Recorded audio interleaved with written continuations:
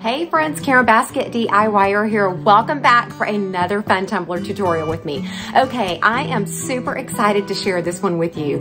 It was so much fun to make. I have had the vinyl that I used for this for a while and I just couldn't figure out what to do, and then it just hit me. So I am so excited to share it with you. Like I said, it is very simple. If you're a CrystaLac user, you are gonna love this one. So here is what I came up with, you guys. Oh, I don't wanna show it to you too much. You just have to wait and see the whole process. But anyways, I drop tumbler tutorials every Sunday at 6 a.m. and I have a Flipping the Farm vlog. My husband and I are currently flipping a farm. If you have not followed that playlist yet, please do so. We're having so much fun over there. So anyways, just stay tuned, follow along, and I'll walk you through the steps and show you how I created this one. Okay, so I'm starting out with this really pretty tie-dye t-shirt vinyl from Expressions Vinyl. I got this a while back and I've just, put it off, not really knowing what I wanted to do with it. And today it just hit me. So I'm about to trim it and I've already measured it. I've got it marked here. I'm going to be using a 20-ounce skinny from MAKERFLO. So I'm going to go ahead and cut that really quickly.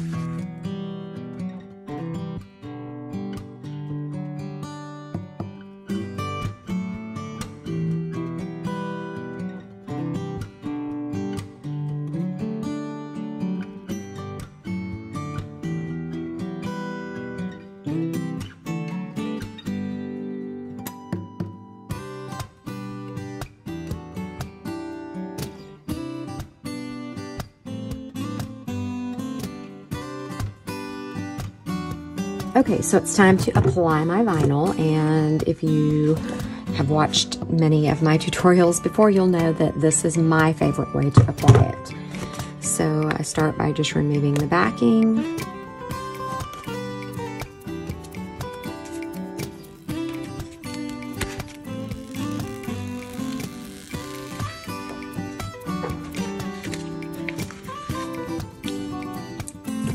Got my tumbler here.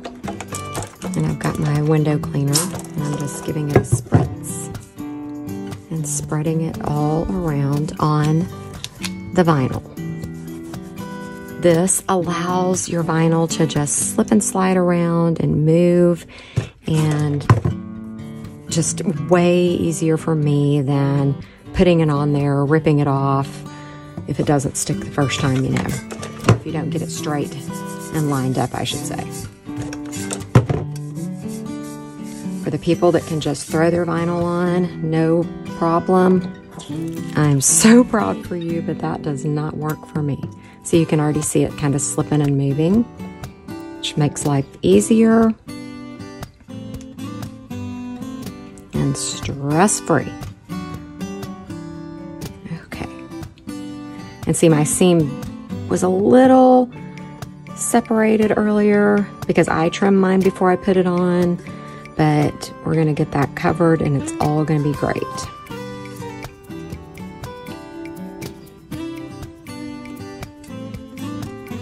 So you'll just want to kind of squeegee out your excess window cleaner that's in there.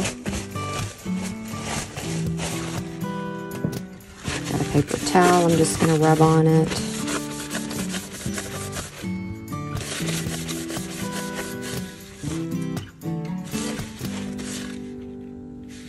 And it will slip around for a little bit until it starts to dry out.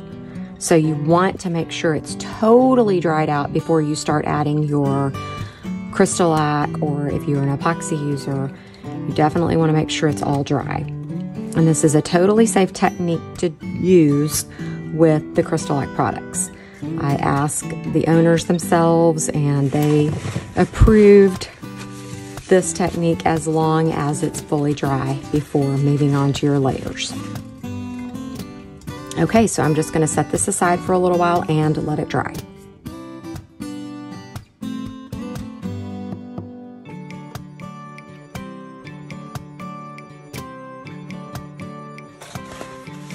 Okay, so I've got this really pretty rose pattern that I got off of Etsy. I'll link it for you below. But I don't want to apply like the whole entire thing. So what I'm gonna do is just cut out sections, each rows, and place them kind of strategically on my tumbler where I want them to be.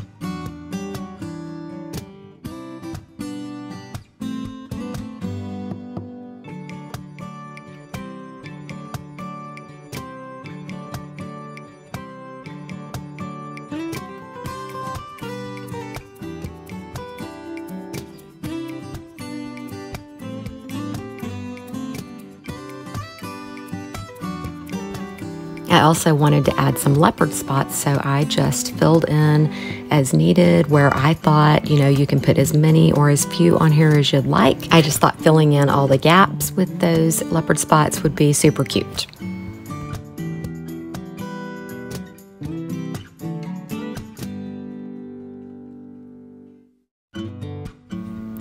Now then, I'm grabbing my liquid silver mica from the CrystaLac Company and one of their amazing brushes, and I am just dipping my brush in and applying that liquid mica directly to that vinyl.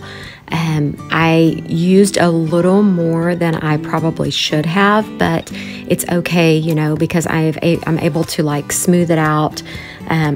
I don't want to have brush strokes, so it worked out to actually use a little bit extra, but I just continued to brush it lightly, you know, because the lighter you go, the less brush strokes you'll have. I also used a paper towel, you'll see here right now, and I just gently wiped off excess.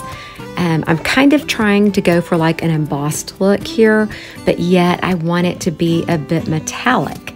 So I just continued on and just worked with it and brushed back and forth, letting my brush get kind of dried up almost, or most of my liquid micas kind of dry out on the brush, but yet keep it, you know, smooth. It's just kind of hard to describe. Just be very light-handed here.